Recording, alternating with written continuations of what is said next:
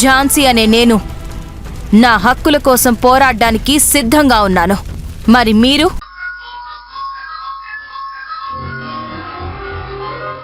మధు, ఏదో కొత్త project plan చేశానన్నా, ఏంటది? ఎస్ మేడం, ఎక్స్ప్లెయిన్ చేస్తాను.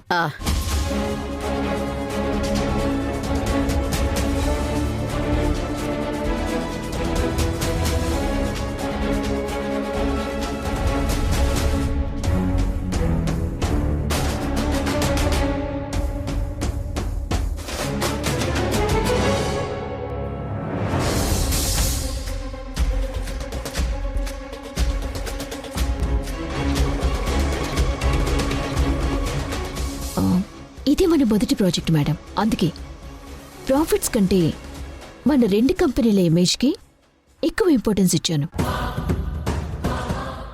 మిడిల్ క్లాస్ వాళ్ళకి సగం ధరకే ఫ్లాట్స్ కట్టిస్తే జనాల్లో మన మీద నమ్మకం కలుగుతుంది. మార్కెట్లో మన కంపెనీ రెప్యుటేషన్ చాలా పెరుగుతుంది. ఇది తొలి వెంచర్ కాబట్టి సిన్సియర్గా జెన్యూన్గా చేద్దామనుకుంటున్నాను మేడం. నాకు లాభాల కంటే పేరే ముఖ్యం. ఓకే, అంతా బానే ఉంది.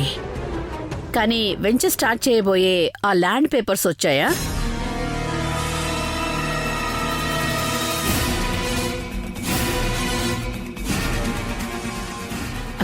చూడు మధు, మన కంపెనీ పేరు మీద అది అప్రూవల్ అవ్వాలి కదా. అవేమీ లేకుండా ప్రాజెక్ట్ స్టార్ట్ చేస్తున్నావని పబ్లిసిటీ ఇస్తే చాలా అలిగేషన్స్ వస్తాయి. లీగల్గా కూడా చాలా ప్రాబ్లం అవుతుంది. ఇలాంటి కాంప్లికేషన్స్ వస్తే మన కంపెనీ నేమ్ కూడా డౌన్ఫాల్ అవుతుంది. You think it once. అయ్యో, అలాంటిదేవి రాకుండా నేను చేసుకుంటానండి. పొలిటీషియన్లో ఒకరితోటి డిస్కషన్ జరుగుతోంది. గవర్నమెంట్ కూడా మనకి ఫేవర్గా ఉంటుంది. నాకు మాట కూడా ఇచ్చారు వాళ్ళు. కాకపోతే కొంచెం టైం పడుతుంది అంతే.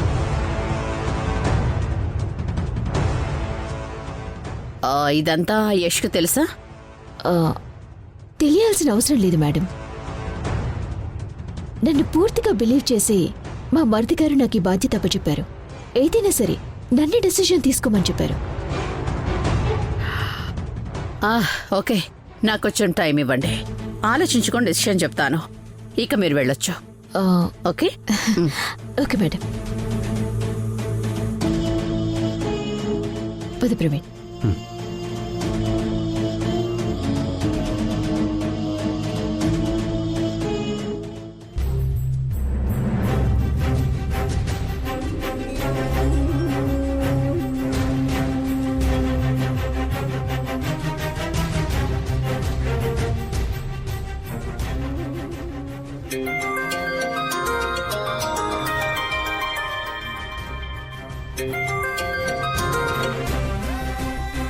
నమస్తే మేడం.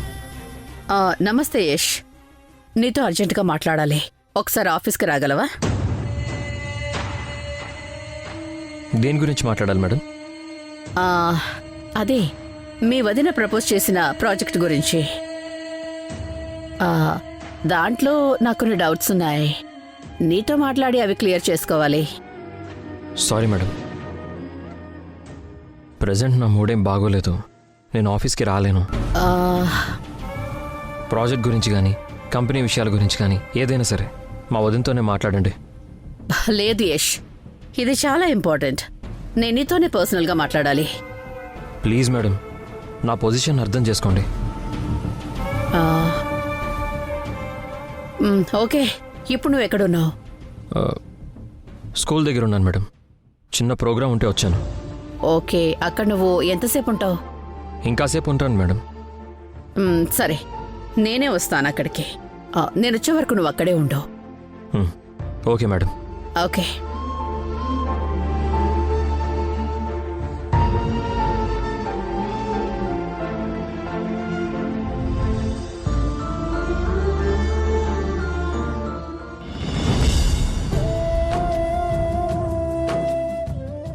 యష్, ఏంటి?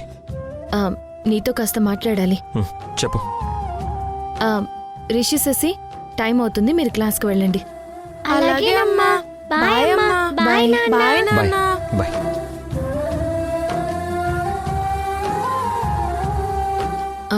శశి ఓరల్ ఎగ్జామ్కి ముందు నాకు దెబ్బ తగిలి నేను స్పృహ కోల్పోయి ప్రాణాపాయ స్థితిలో పడిపోయి ఉన్నప్పుడు నన్ను హాస్పిటల్లో జాయిన్ చేసి కాపాడావు. అందుకు థ్యాంక్స్ చెప్తున్నాను.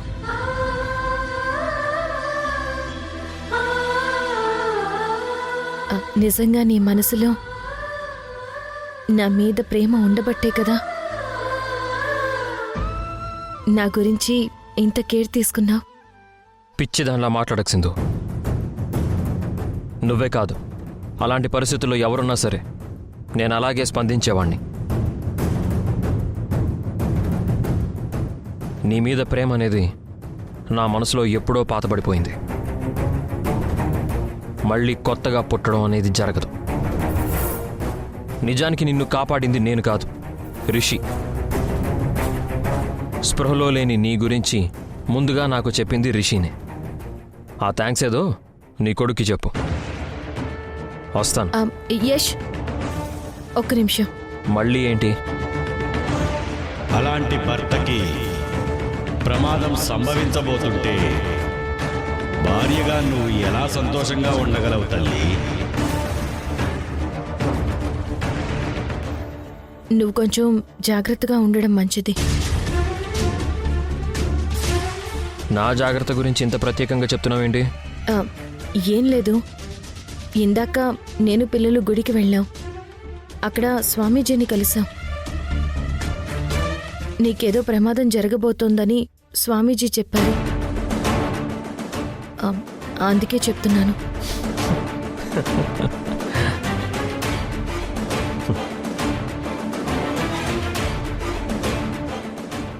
ఎందుకు నవ్వుతున్నావు?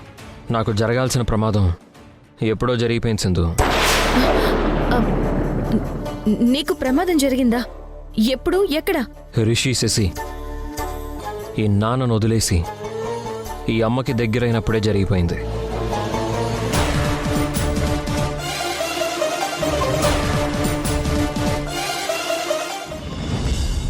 మనిషికి కనిపించే ప్రమాదాలు జరుగుతాయి,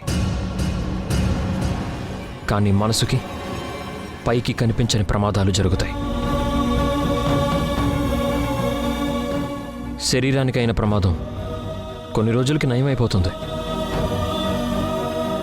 హృదయం లోపల జరిగే ప్రమాదాలు అంత తొందరగా నయం కావు సింధు.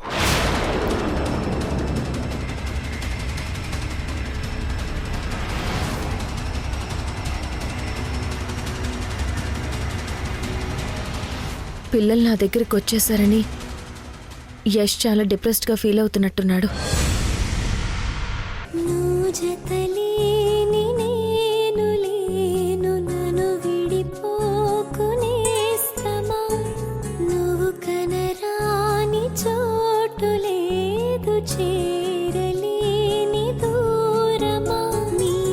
యష్ వెళ్లకుండా ఆగాడేంటి?